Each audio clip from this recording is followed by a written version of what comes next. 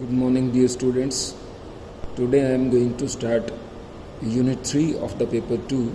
So your video lecture number is 231. Paper 2 video. This is Unit 3 and it is the first video. Right? We are going to do the article. I am doing today's lectures from this book. Okay, it is from Vijay Publication.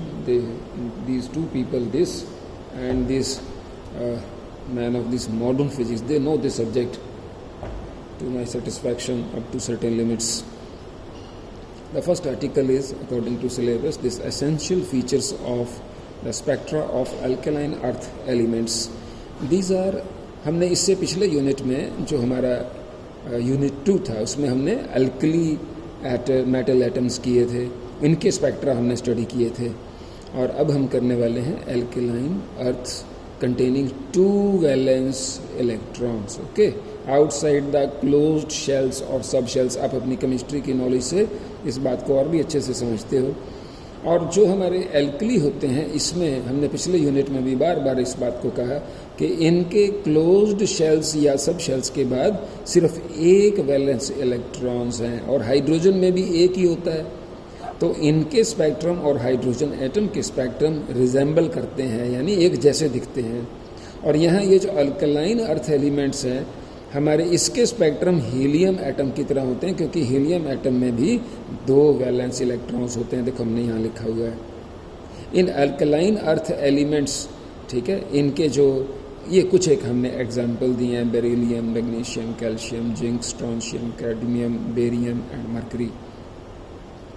Hair the energy जो हम excitation के लिए देते हैं, किसी भी form में दें, तो 1 और more electrons give rise to spectra. क्यों? क्योंकि 2 वैलेंस इलेक्ट्रॉन्स हैं. And as these 2 valence electrons are there, the choice of transition is large number of spectral lines are obtained. large किसके कंपैरिजन में? एल्कली के कंपैरिजन में. वहाँ एक था, फिर भी ट्रांजिशंस काफ़ी ज़्यादा थी. यहाँ 2 हैं, तो यहाँ ट्रांजिशंस का जो नंबर है वो बहुत ज़्यादा है. और जितनी ज़्यादा ट्रांजिशन का मतलब है इलेक्ट्रॉन का हायर ऑर्बिट से नीचे आना. ठीक है, दिस इज़ ट्रांजिशन. तो ये जो ट्रांजिशंस हैं, एल्कली एटम जिसमें एक वैलेंस इलेक्ट्रॉन था वहाँ भी काफ़ी थी, हमने सारा यूनिट पिछला किया है, लेकिन यहाँ पर इनका नंबर बहुत ज़्यादा है. ठीक है, हम क्या पढ़ रहे हैं? Essential features of spectra of alkaline earth elements. इसमें कितने वैलेंस इलेक्ट्रॉन हैं? 2. याद रखना है. स्पेक्ट्रल लाइंस एल्कली मेटल से ज़्यादा होंगी या कम? ज़्यादा. किसके साथ रिजेंबल करते हैं? हीलियम के साथ. क्यों? उसमें भी 2 वैलेंस इलेक्ट्रॉन है. और एल्कली मेटल्स के स्पेक्ट्रम किससे मैच करते हैं? H एटम के साथ. ओके, हाइड्रोजन एटम के साथ. Now we observe 2 systems of chief series. Chief तो मतलब यहाँ मेन से कहा गया है कि मेन, इसमें हमने पिछले यूनिट में भी पढ़ा कि कौन कौन सी मेन सीरीज थी: principal series, sharp series, diffuse series, fundamental series.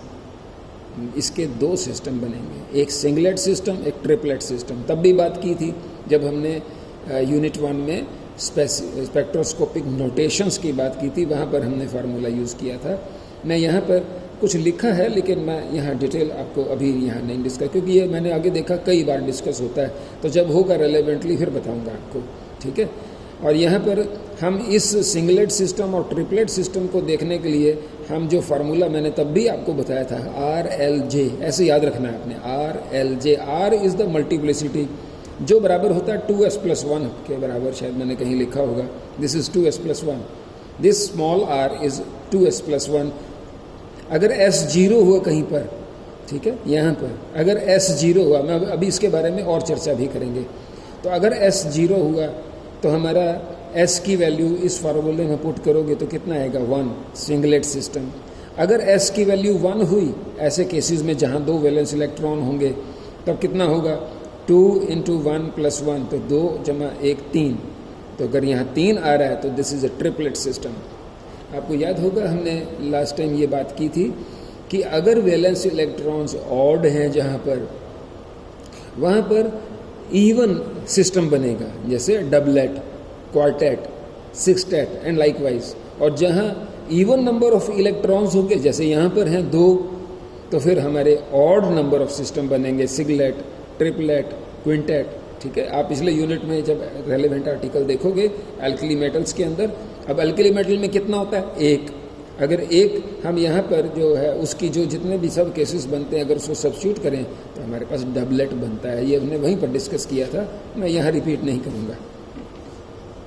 इन एल्कली मेटल्स, ठीक है, ये जो जे जो हमारा टोटल एंगुलर मोमेंटम होता है वो L star plus S star, ये दो वेक्टर्स, ऑर्बिटल एंगुलर मोमेंटम और स्पिन एंगुलर मोमेंटम, ये इन दोनों के सम के बराबर होता है। Here are two following possibilities, ठीक है। दो तरीके की यहाँ पर कपलिंग्स होती हैं, दो तरीके के। इसमें किसकी बात कर रहे हो आप? एल्कलाइन अर्थ एलिमेंट्स की। कितने वैलेंस इलेक्ट्रॉन होते हैं? दो। कौन कौन से सिस्टम ज़्यादा बनेंगे? एक सिंगलेट और एक ट्रिपलेट, ठीक है। इसी में आगे चर्चा कर रहे हैं कि यहाँ पर जो टोटल एंगुलर मोमेंटम होता है वो इन दोनों का सम होता है, लेकिन ये सम दो तरीके से पॉसिबल है, एक इधर और एक यहाँ लिखा है मैंने। पहला, इस पूरे सिस्टम को अलग से देखो, आगे बार बार इन्हीं की चर्चा होगी। ऑल एस स्टार यानी spin angular momentum are closely coupled. जैसे मान लो हमारे पास एक एग्जांपल लेते हैं, हमारे पास जैसे सपोज कर लो मैग्नीशियम है। अब मैग्नीशियम का सपोज कर लो हमारा जो नंबर है, जो एटॉमिक नंबर है, सपोज कर लो 12 है, तो 10 के तो बन जाएंगे क्लोज्ड शेल्स। तो कितने हमारे पास वैलेंस इलेक्ट्रॉन बने? 2। इन दो का अगर पहले का जो हमारा स्पिन एंगुलर मोमेंटम वो ये है और दूसरे का ये है, ये दोनों जुड़ जाएंगे और मेरे पास एक बड़ा एस स्पिन एंगुलर मोमेंटम बन जाएगा, दोनों का वेक्टर एडिशन होगा। ऐसे ही जो इन दोनों का L1 स्टार और L2 स्टार होगा, इसका कैपिटल L स्टार एक नया वेक्टर आ जाएगा। अब ये दोनों एक वैल्यू, एक ये आ गई, ये दोनों जब जुड़ जाएंगे तो हमारे पास दिस L स्टार और S स्टार, यानी ये अलग जुड़ेंगे, ये अलग जुड़ेंगे और फिर जो एक आएगा ये दोनों मिलकर टोटल एंगुलर मोमेंटम आ जाएगा। यहाँ पर हम इस एग्जाम्पल से इस सिस्टम में ये समझे हैं यहाँ क्या हो रहा है। लेकिन इसके अलावा एक और सिस्टम भी बन सकता है। क्या? यहाँ हमने क्या किया, मान लो 2 इलेक्ट्रॉन थे, दोनों के S जुड़े, S और L नहीं जुड़े। यहाँ क्या होगा, एक ही इलेक्ट्रॉन है और हर इलेक्ट्रॉन में, हर एक वैलेंस इलेक्ट्रॉन में जो उसका स्पिन एंगुलर मोमेंटम होगा और जो ऑर्बिटल एंगुलर मोमेंटम होगा, ये दोनों पहले जुड़ेंगे और जुड़ के क्या बन जाएगा, स्मॉल जे। और फिर जितने भी उसके अंदर स्मॉल जे हैं, 1 2 3 4 सब, उन सारों को जोड़ के बनेगा एक जे। इस पर और भी आगे हम चर्चा करेंगे, ठीक है। तो यहाँ पहले S जुड़ेगा तो कैपिटल S, L जुड़ेंगे तो कैपिटल L, ये S और L जुड़ के J आएगा। यहाँ क्या होगा, स्मॉल s और स्मॉल l जुड़ के स्मॉल j बनेगा। हर एक इलेक्ट्रॉन का अलग अलग j देखेंगे और फिर वो सारे j मिलकर कैपिटल J बनाएंगे। इस तरह से चाहे प्रोसीजर ये लगे, चाहे वहाँ अरेंजमेंट ये है उस एटम के अंदर, फाइनली मेरे पास एक सिंगल टोटल एंगुलर मोमेंटम आ जाएगा। उसके बाद हम पिछले यूनिट से जानते हैं क्या, कि हर उसमें सिलेक्शन रूल्स लगेंगे। सिलेक्शन रूल का मतलब क्या है कि अगर मान लो मेरे पास बहुत सारी एक्साइटेड स्टेट्स हैं तो इलेक्ट्रॉन कहीं से कहीं नहीं जा सकता। कुछ रूल्स हैं जो उनको अलाउ करते हैं, इनको बोलते हैं अलाउड स्टेट्स, ठीक है, अलाउड स्टेट ट्रांजिशंस। और कुछ होती हैं फॉरबिडन। तो कौन सी अलाउड होंगी ट्रांजिशंस और कौन सी फॉरबिडन होंगी, इसकी जो रूल्स हैं उनको बोलते हैं हम सिलेक्शन रूल्स। तो फिर मेरे पास मान लो 10-15 सपोज कर लो स्टेट्स हैं उस एटम के अंदर। ऐसे एग्जांपल के तौर पे ये बताएगा रूल कि कहाँ से कहाँ होगी, बाकी पॉसिबल ही नहीं है। और जहाँ होगी उसकी वजह से क्या आएंगी, स्पेक्ट्रल लाइंस। हम इस आर्टिकल में क्या पढ़ रहे हैं, essential features of spectra of this alkaline earth elements. तो हमने देखा कि कपलिंग कैसे होगी, 2 तरीके से होगी। फाइनली क्या होगा, जे निकलेगा। फिर क्या होगा, सिलेक्शन रूल्स बनेंगे। फिर उससे क्या होगा, जो ट्रांजिशंस होंगी उनको हम प्रेडिक्ट कर पाएंगे, देख पाएंगे, और उससे क्या आएंगी, spectral lines. It is important to note that the type of coupling, चाहे ये हो चाहे ये हो, does not affect the number of spectral line. ये जो स्पेक्ट्रल लाइन थे इनका कितना नंबर होगा, चाहे ये हो चाहे ये हो, अफेक्ट नहीं करता। किस पर इफेक्ट करता है? Only relative position of the term is term याद है आपको? पिछले यूनिट अगर ध्यान से पढ़ोगे तो ये टर्म एनर्जी को रिप्रेजेंट करता है। मेरा मतलब है कि ये जो relative position of the term का मतलब होता है कि ये अगर हमारा एनर्जी लेवल है, ठीक है, उन सब का, तो जितनी भी वेवलेंथ स्पेक्ट्रल लाइंस बनेंगी अगर ये होंगी तो सपोज कर लो यहाँ पर है, अगर ये इसमें कपलिंग होती है तो इससे ऊपर या नीचे होगी, उनकी रिलेटिव पोजीशन बदल जाएगी लेकिन नंबर नहीं बदलेगा। ये ऑब्जर्वेशन है, आपके लिए इंफॉर्मेशन है, क्योंकि मैं क्या पढ़ रहा हूँ इस आर्टिकल में? एसेंशियल फीचर्स, तो इस फीचर को भी भूलना नहीं। सिलेक्शन रूल होते हैं, भूलना नहीं। स्पेक्ट्रल लाइंस कैसे मिलती हैं, भूलना नहीं। किस तरह से कपलिंग होती है, ये सारी बातें हमने यहाँ डिस्कस की। अब हम क्या पढ़ने जा रहे हैं अगले आर्टिकल में? Vector model of two valence electron atom. तो इसकी पूरी चर्चा आने वाले आर्टिकल्स में होने वाली है। तो हम इसको जो भी हम इसके बारे में पढ़ना चाहते हैं वो आगे स्टेप बाय स्टेप हमारे सामने आएगा। कपलिंग स्कीम्स, अभी 2 बात की ना, यही फिर बात करने जा रहे हैं। तो कंसीडर एन एटम, अब हम कपलिंग स्कीम्स देखने जा रहे हैं इस आर्टिकल 3 के अंदर। और ये जो एटम है इसमें लार्ज नंबर ऑफ इलेक्ट्रॉन्स हैं, ठीक है, और हर एक इलेक्ट्रॉन के केस में in each electron different l is there and different s is there. ये ऑर्बिटल एंगुलर मोमेंटम, ये हमारा spin angular momentum. Now further देखो, it is essential to consider coupling scheme to calculate the resultant angular momentum of atom. Okay, ठीक है। Electron in complete, अब उसके अंदर अगर मैं सारा कैलकुलेट करना चाहता हूं तो कैसे करूं? ये पहले इसको पढ़ते हैं फिर इसको पढ़ते हैं। इलेक्ट्रॉन इन कंप्लीटली फिल्ड सब शेल्स, इनका जो एंगुलर मोमेंटम होगा वो कितना हो जाएगा? 0। जैसे मैंने अभी एग्जांपल लिया मैग्नीशियम का, कितना था? 12। तो क्लोज शेल किसने बनाए? 10 इलेक्ट्रॉन्स ने क्लोज शेल्स बना दिए। तो इसके कितने पेयर बने? 5। एक का एंगुलर मोमेंटम दूसरे के एंगुलर मोमेंटम को कैंसिल कर जाएगा, तो नेट एंगुलर मोमेंटम कितना आएगा? 0। ये बात हमने आपको यहाँ इस तरीके से बताई है। अगर इस 12 में से कितने बचे? 2। क्या बोलते हैं इनको हम? Valence electrons. ये कहाँ होते हैं? इन क्लोज शेल्स या सब शेल्स के बाहर, आउटर मोस्ट होते हैं।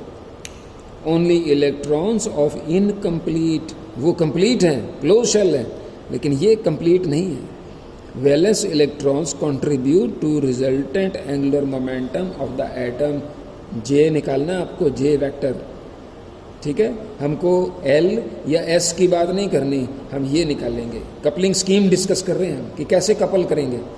Several ways in which these angular momentum combine, कई तरीके हैं। The method of combination depends on interaction between the component angular momentum. अब अगली बात कर रहा है यहाँ, अब कारण में जा रहा है कि अगर मेरे पास कौन सा एलिमेंट है, उसके अंदर कितने वैलेंस इलेक्ट्रॉन्स हैं, क्या स्थिति है वहाँ पर, और उनका आपस में इंटरेक्शन। शब्द का मतलब होता है कि attraction as well as repulsion. जो इन दोनों की हमें चर्चा करनी है तो मैं शब्द यूज़ करता हूँ इंटरेक्शन।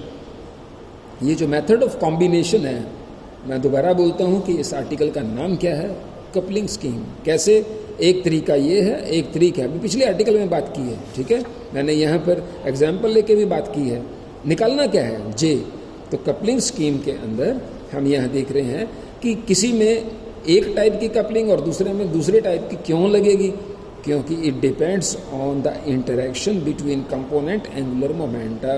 ओके, तो in vector model of atom, मैंने जो आर्टिकल 2 में लिखा हुआ है, each spin s vector and l vector produce magnetic field around which the other tend to carry out Larmor precession, है ना। इस लार्मर प्रिसेशन के बारे में हमने पिछले यूनिट में बात की थी। ये वही चर्चा है कि अगर ये सारे मिल के, अब देखो मैं ऐसे आपको पहले इस बात को समझो, ये जो मैग्नेटिक फील्ड लिखा है, हम बात तो इसकी कर रहे हैं, लेकिन इसके पीछे छुपा हुआ कारण ये है।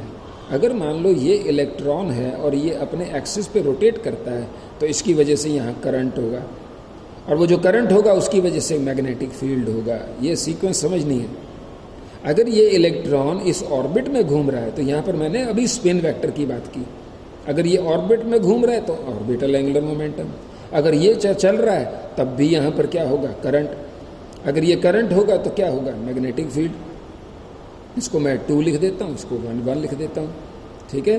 तो ये जो मैग्नेटिक फील्ड है, इसकी वजह से ये जो मैग्नेटिक फील्ड वहाँ जो पूरा सिस्टम बनेगा वहाँ, इनकी वजह से ये सब में एक लार्मर प्रिसेशन आ जाता है, यानी इन स्पिन एंगुलर मोमेंटम का जो एक्सिस है वो उनके रिजल्टेंट के अराउंड रिवॉल्व करना शुरू कर देता है। कुल मिलाकर चाहे वो लार्मर प्रिसेशन होता है या जो भी होता है, हम ये कहते हैं कि जब इलेक्ट्रॉन स्पिन करते हैं और ऑर्बिटल मोशन में जाते हैं तो वहाँ उनकी वजह से, हर एक की वजह से मैग्नेटिक फील्ड होता है, जिसकी वजह से इंटरेक्शन होता है। और इसी इंटरेक्शन के हिसाब से कितना होगा, या तो कपलिंग इस टाइप की होगी और या कपलिंग इस टाइप की होगी, तीसरी नहीं होती।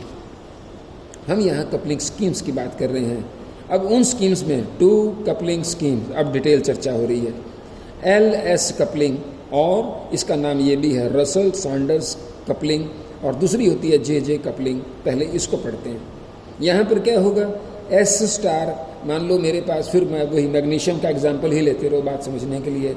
मेरे पास उसमें 2 वैलेंस इलेक्ट्रॉन थे, तो जितने भी हमारे पास उन इलेक्ट्रॉन्स के स्पिन एंगुलर मोमेंटम होंगे, अब यहाँ देखो, यहाँ शब्दों में लिखा हुआ है, यहाँ फार्मूले में लिखा हुआ है कि उन सारों को जोड़कर मैं एक, उस सारे एटम का एक स्पिन एंगुलर मोमेंटम टोटल बनाऊंगा, और फिर जो उनके सारे इलेक्ट्रॉन्स का जो एंगुलर मोमेंटम होगा उन सब को जोड़ के हम एक common total angular momentum, total orbital angular momentum बनाएंगे। इन दोनों को जोड़ के हमारे पास ये J आ जाएगा। यानी देखो यहाँ पर, ये इन सब को जोड़ा तो S, इन सब को जोड़ा तो capital L, S plus L it is J, यही चाहिए। इसके बाद सिलेक्शन रूल और फिर ट्रांजिशन और स्पेक्ट्रल लाइंस, ये हमारा फॉर्मेट है। Okay, this is JJ coupling. इसमें क्या होगा, एक इलेक्ट्रॉन के S और L मिल जाएंगे, फिर बनेगा हर इलेक्ट्रॉन का अलग J आएगा, या हर इलेक्ट्रॉन का S और L आते हैं, या हर इलेक्ट्रॉन का J आएगा, और फिर जितने भी वैलेंस इलेक्ट्रॉन हैं उन सब के J जोड़ दो तो कैपिटल J आ गया। यहाँ भी कैपिटल J, यहाँ भी कैपिटल J, फिर सिलेक्शन रूल्स, फिर ट्रांजिशंस और फिर spectral lines. This is the case. To obtain J star, अब हम इस LS कपलिंग की चर्चा कर रहे हैं। यहाँ पर ये मैंने लेफ्ट साइड में लिखा हुआ है, यहाँ पर भाई मैं वही कंटिन्यू कर रहा हूँ। राइट साइड में अभी हमारे पास यहीं तक मटेरियल है, मैं इस लेफ्ट साइड को आगे देख रहा हूँ। टू ऑब्टेन J तो निकल आया, एक बार दोबारा देखो, सारे S जोड़े तो कैपिटल S, सारे L जोड़े तो कैपिटल L, इन दोनों को जोड़ा तो कैपिटल J। आगे देखो, to obtain J star following principles must be observe. Okay, ये तो वही बात है, सारी हम रिपीट करने जा रहे हैं। क्या, ऑल द 3 वैक्टर, यहाँ नई बात बता रहे हैं कि ये जो कैपिटल L, कैपिटल S और कैपिटल J आएंगे, ये सब क्वांटाइज्ड होंगे। ये नहीं कि कोई भी वैल्यू आ सकती है, no, there are specified values. L, जो इसका L के केस में जो हमारा ऑर्बिटल क्वांटम नंबर है, ध्यान से देखना, यहाँ ये वेक्टर है, ये नंबर है, इसके यूनिट नहीं होते, उसके होते हैं। May have integer value including 0, जैसे 0, 1, 2, 3 और n-1। S, it is an integer or half odd integer depending on the number of electrons in the atom if number of electrons is even। अब ये S का ये जो number होता है S1, S2, ये कितने होंगे, मान लो 2 वैलेंस इलेक्ट्रॉन्स हैं, अब एक की वैल्यू हाफ, दूसरे की भी हाफ, ठीक है। अगर ये दोनों इवन हैं तो या तो 0 होगा या इसकी दोनों की हाफ प्लस हाफ कितना हो जाएगा, 1। अगर नंबर ऑफ इलेक्ट्रॉन्स ऑड है, मान लो 3 है, तो हाफ और हाफ, अगर तीनों एक साइड में है तो टोटल हो गया 1:1, यानी ठीक है 1.5। तो कैसी वैल्यू आई, half odd integer, it is 3/2। अगर मान लो इसमें से हमारे 2 तो एक में प्लस है, एक में माइनस है, तो एक बच गया, तो कितनी वैल्यू आई, हाफ।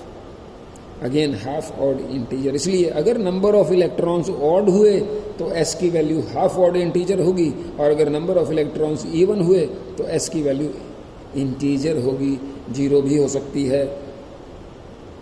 और इन अल्कलाइन अर्थ मेटल्स में कितने वैलेंस इलेक्ट्रॉन हैं, 2, कैसे हुए, इवन, तो फिर S कैसा होगा, इंटीजर। अब हमें यहाँ भी पता चल गया, लेकिन हमने जनरल डिस्कशन कर लिया। अब ये तो है इंटीजर, और ये है इंटीजर या हाफ ऑड इंटीजर। चलो पहले ये लेते हैं कि अगर इवन नंबर ऑफ इलेक्ट्रॉन्स हैं, ये इंटीजर है, ये भी इंटीजर है, तो जे कैसा आएगा? इंटीजर। अगर ये इंटीजर है, ये हाफ ऑड इंटीजर है, तो दोनों मिलके ये कैसा आएगा? Half odd integer. ओके, तो जब इवन इलेक्ट्रॉन्स होंगे तो जे इवन होगा, सॉरी जे इंटीजर होगा, और अगर ये ऑड इलेक्ट्रॉन्स होंगे तो जे हमारा हाफ ऑड इंटीजर होगा। ये बात वैसे तो कॉमन सेंस ही है, लेकिन मेरे को याद रखनी है सारी बातें पेपर के पॉइंट से। अगर L स्टार 0 है तब J कितना होता है? L plus S। अगर ये 0 है तो कितना रह गया? S, और इनके क्वांटम नंबर आपस में बराबर हो जाएंगे। That is J can have a positive values, J negative नहीं हो सकता, क्योंकि J must always be positive, it represents total angular momentum of the atom. Now in detail, ठीक है, हम अपनी इस कपलिंग को सारी को डिटेल में पढ़ने जा रहे हैं। हमने शुरू में बताया आपको इस LS कपलिंग में कि S अलग जुड़ेगा, L अलग जुड़ेगा। ये जो L अलग जुड़ेंगे इसको बोलेंगे LL कपलिंग, और ये जो S अलग जुड़ेंगे इसको बोलेंगे SS कपलिंग। तो LS के अंडर ये दो तरह की कपलिंग की अब हम आगे चर्चा करने वाले हैं। अब हम डिटेल में जा रहे हैं। LL coupling, consider two electrons. हम अभी तक यही कह रहे हैं कि दो वैलेंस इलेक्ट्रॉन है, एक का एंगुलर मोमेंटम ये होगा, दूसरे का ये होगा, एंड देयर एंगुलर मोमेंटम ये होंगे उन दोनों के। इनके जो ऑर्बिटल एंगुलर क्वांटम नंबर होंगे वो होंगे L1 एंड L2। और वेक्टर कौन से होंगे? ये फर्क क्या है? इनके यूनिट हैं, उसके यूनिट नहीं होते, वो सिंपल नंबर होता है। ये इनका मैग्नीट्यूड है इन दोनों का, जो अभी वैल्यूज लिखी हैं, ये हम जानते हैं, कई बार इस्तेमाल कर चुके हैं एक्सप्रेशन। इसमें ये जो L1 है और इसमें ये जो L2 है, स्टार के बिना देखो, our respective orbital quantum number. इस शब्द पे गौर करो जहाँ मैंने फिंगर रखी हुई है। L1 and L2 can be 0 और पॉजिटिव नंबर, या तो ये 0 होंगे या पॉजिटिव। अगर मान लो n प्रिंसिपल क्वांटम नंबर है तो फिर इनकी वैल्यूज क्या होती हैं? 0, 1, 2, n-1। You know it from knowledge of chemistry. Resultant orbital angular momentum कितना होगा? ये, और स्टार्ट कहाँ से किया? ये small l, 1, 2 star vector h cut, तो h कट की जगह क्या लिखा है? h/2 पाई। सिमिलरली है इसका मैग्नीट्यूड जैसे ऊपर लिखा है ऐसे इसका ये। अगर L की वैल्यू 0, 1, 2, 3, 4, 5, 6, 7, 8, 9 हो तो इसको हम कैसे लिखते हैं? 0 के लिए S, 1 के लिए P, 2 के लिए D and so on in present case. इस प्रेजेंट केस के अंदर अगर मान लो मेरे पास 2 इलेक्ट्रॉन है और मुझे इसका टोटल निकालना है, तो इस L की टोटल वैल्यूज कितनी आएंगी? बड़ा सिंपल, ये आएंगी L1 plus L2, L2 minus 1, और कहाँ तक? Modulus L1 minus L2। कई बार बात ऐसे समझ नहीं आती, इसको एग्जाम्पल से समझो। मान लो इस L1 की वैल्यू 2 थी, 2 का मतलब स्मॉल d, और L2 की वैल्यू मैंने मान ली, ये जो L2 था इसकी वैल्यू है 3। ये कितना हुआ? Small f। तो d और f का कॉम्बिनेशन है, इनकी कपलिंग डिसाइड कर रहे हो। ये सबसे पहली वैल्यू देखो, दोनों को जोड़ दो तो ये मैक्सिमम वैल्यू आएगी। इन दोनों का डिफरेंस करके मॉडुलस ले लो, 2 में से 3 गया -1, और मॉडुलस लेंगे तो कितना आएगा? 1। इधर लिखो मिनिमम, उधर लिखो मैक्सिमम। जो बीच का गैप है वो सारे इंटीजर वाइज भर दो, 2, 3, 4। तो इतनी वैल्यूज इस केस में होंगी। ये मीनिंग है इस सेंटेंस का, आगे भी चर्चा करेंगे। मोशन ऑफ वन, अगर आपको ये बात समझ में नहीं आई, वीडियो आप वापस ले जाओ और दोबारा देखो। Motion of one electron is not even approximately independent of the motion of the other electrons. कहाँ? इस अल्केलाइन अर्थ एलिमेंट्स के अंदर जितने भी इलेक्ट्रॉन है, हर एक की वजह से 2 तरह के एंगुलर मोमेंटम है। कौन कौन से? स्पिन और ऑर्बिटल। और वैसे ही मैग्नेटिक मोमेंट भी हैं, है ना। अगर मैग्नेटिक मोमेंट अगर जितनी वैल्यू ज़्यादा होती है वो उतना ही स्ट्रॉन्ग मैग्नेट होता है। इसका मतलब वो स्पिन करते हुए, ऑर्बिट करते हुए इलेक्ट्रॉन का हर एक का मैग्नेटिक फील्ड है। इसलिए वो जब इलेक्ट्रॉन चलेगा तो बाकी सारे इलेक्ट्रॉन के मैग्नेटिक फील्ड के अंदर घूम रहा है, तो फिर एक दूसरे को अफेक्ट किए बिना तो रह ही नहीं सकते, तो इंडिपेंडेंट मोशन हो ही नहीं सकती। That is depends on other electron. उन सारे इलेक्ट्रॉन का मैग्नेटिक फील्ड हर इलेक्ट्रॉन को अफेक्ट कर रहा है। स्ट्रॉन्ग इंटरेक्शन, ये जो इंटरेक्शन होती है काफ़ी स्ट्रॉन्ग है, तो कैसे होगी? Partly due to electric repulsion. वो सारे इलेक्ट्रॉन एक दूसरे को इलेक्ट्रिकली कूलम लॉ से रिपेल कर रहे हैं। और दूसरा, they are there is partly due to magnetic moment due to their angular momenta. Momentum का प्लूरल है, दो तरह के मोमेंटम है, ठीक है, ऑर्बिटल और स्पिन। तो उन सब की वजह से वो एक दूसरे को अफेक्ट कर रहे हैं। हम यहाँ थोड़ा मतलब ऑर्गेनाइज कर रहे हैं कि हो क्या रहा है उस एटम के अंदर। ये जो अगर स्ट्रांग है तो इसका मैग्नीट्यूड कितना होगा? It depends on circumstances. क्या सर्कमस्टांसेस हैं? पहला ऊपर देखो, if two electrons have same principal quantum number. इसका क्या मतलब है कि मान लो ये मेरे पास न्यूक्लियस है, ये मेरा पहला ऑर्बिट है 1 और ये दूसरा है, तो इस केस में n की वैल्यू कितनी हुई प्रिंसिपल क्वांटम नंबर? 2। अगर मान लो दोनों इलेक्ट्रॉन इसी ऑर्बिट में है, यानी ये प्रिंसिपल क्वांटम नंबर है, तो उनके बीच में इसका जो इंटरेक्शन का जो मैग्नीट्यूड है वो कैसा होगा? लार्ज। और अगर मैं एक इलेक्ट्रॉन तो ये देखूं और एक अगले ऑर्बिट में देखूं, इन दोनों के बीच में ये दूर है, ये दूर होने की वजह से इनके बीच में इंटरेक्शन कैसा होगा? वीक। कब? If two electrons have different principal quantum number. अगर एक का n = 2 है, दूसरे का n = 3 है, तो इंटरेक्शन वीक होगा क्योंकि वो दूर दूर होंगे। और अगर सेम ऑर्बिट में हुए तो प्रिंसिपल क्वांटम नंबर सेम होगा, उनका इंटरेक्शन लार्ज होगा। तो हमने आपको ये बताया कि जितने भी electrons in alkaline earth metals के अंदर होंगे, इन सब की मोशन चाहे स्पिन हो चाहे ऑर्बिटल हो, ये एक दूसरे को अफेक्ट किए बिना नहीं रह सकती। हम यहाँ पर एल की बात कर रहे हैं, स्पिन की बात अभी नहीं कर रहे हैं, लेकिन ये जनरल डिस्कशन है। उन सारे इलेक्ट्रॉन्स के बीच में इलेक्ट्रिकल रिपल्शन भी होगा और मैग्नेटिक मोमेंट की वजह से वो सब एक दूसरे के टोटल के मैग्नेटिक फील्ड के अंदर मूव करेंगे। इसका जो मैग्नीट्यूड होगा वो लार्ज होगा जब इलेक्ट्रॉन एक ही ऑर्बिट में होंगे, यानी सेम प्रिंसिपल क्वांटम नंबर उनका होगा। और अगर अलग अलग ऑर्बिट में हुए तो उनका प्रिंसिपल क्वांटम नंबर अलग होगा, तो इंटरेक्शन उनका वीक होगा। Okay, the effect of this interaction किसके बीच में? L1 और L2 की क्या होगा? ये दोनों का प्रिसेशन होगा रिजल्टेंट के अलाउंग। इस डायग्राम को देखो, एक ये है, एक ये है, ये इनका रिजल्टेंट है, इन दोनों का वेक्टर एडिशन है। तब ये वेक्टर इस रिजल्टेंट के, ये मान लो ये कैपिटल L है और ये हमारा स्मॉल l है, तो ये इसके अराउंड प्रिसेस करेगा। दूसरा भी, ये सब के सब इस L के अराउंड प्रिसेस करेंगे। इस बात को यहाँ इस डायग्राम में दिखाया गया है। अब हम इनके बीच में हम यहाँ पर देख रहे हैं कि कैसे ये सारी एडिशन की जाती है, जो मैंने अभी यहाँ समझाई है। एक का L1 है, ये L2 है, रिजल्टेंट ये आएगा, ठीक है। इसके चारों तरफ ये दोनों वेक्टर प्रिसेस करेंगे, अभी तक ये बताया। इनका टोटल नंबर ऐसे कैलकुलेट करेंगे, एग्जाम्पल दे के बताया। अब हम यहाँ कुछ एग्जाम्पल्स देखते हैं ताकि बात हमें समझ में आए। हम ये पहला एग्जाम्पल देख रहे हैं P और F के बीच में, कि एक इलेक्ट्रॉन P का है और दूसरा इलेक्ट्रॉन जो है वो F सब शेल के अंदर है, ठीक है। हम इसके पहले इसकी कैलकुलेशंस करते हैं, बाकियों की कैलकुलेशन फिर आप और बिल्कुल आसानी से कर लेंगे। अगर इस L1 की वैल्यू, अगर ये P है, हमने अभी पीछे कहा था कि जब ये जो L है वहाँ कैपिटल L कहा था, लेकिन अगर ये भी ऐसे 1 2 3 4 एंड सो ऑन, तो ये कितना होगा? S P D F G and so on, ठीक है। तो ये हम कौन सा देख रहे हैं? P और F। तो P के लिए L कितना है? 1, इसके लिए 2, ये देखो L1 नहीं सॉरी D के लिए 2 है, F के लिए कितना है? 3, इस L1 इज 3।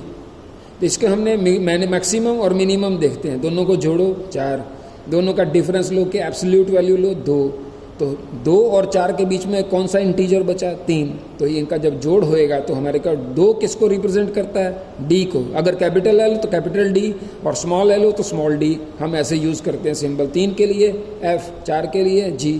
तो यहाँ D, F और G टोटल 3 हमारे पास ये कैपिटल L के सिस्टम बनेंगे। मैंने ये डायग्राम भी बनाया है। लेकिन अगर मैं इसको लेकर इसका मैग्नीट्यूड निकाल लूँ तो ये आता है √2। अगर इसका 3 लेकर हम इसका मैग्नीट्यूड निकालें L2 स्टार का, तो हमारे पास आता है √12 इस फॉर्मूले से। अब इसमें L की कितनी वैल्यूज़ आई? 2, 3 और 4। जब मैं 2 पुट करूँगा √6, अगर 3 पुट करूँगा √12, 4 पुट करूँगा √20। इन दोनों के कॉम्बिनेशन से 3 कॉम्बिनेशन बनेंगे जब वेक्टर एडिशन होगा। इसको इस डायग्राम में देखो अपनी बुक में, यहाँ से ठीक है। और जो मैंने केस अभी डिस्कस किया ये है see, this is L1, this is L2, इन दोनों ने कंबाइन करके ये L बनाया। अगर ये वाला पोर्शन इधर होता और ये इधर होता तो ये इसकी ये वैल्यू हुई।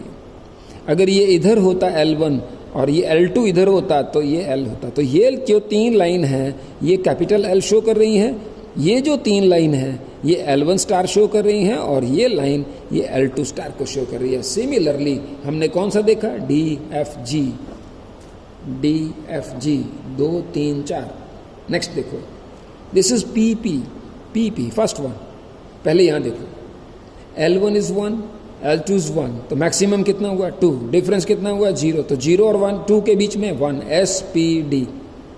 यहाँ से देखते हैं, इस डायग्राम को देखो, this is L2, this is L1, ये एक बना result, this is L2, this is L1, this ये दूसरा बना। तो जो रिजल्ट बने वो कौन से बने, P और D। यहाँ पर आप देख सकते हो 0 1 2 और एक ये लास्ट में इधर वाला, ये जो S है, ठीक है। हमारे पास ये दोनों मिलकर कौन सा बनेगा यहाँ पर, S। तो 1 0 1 2, इट इज हियर 0 1 2। हम यहाँ पर S को हम सबसे नीचे दिखा रहे हैं यहाँ पर, ठीक है, with J is equal to S।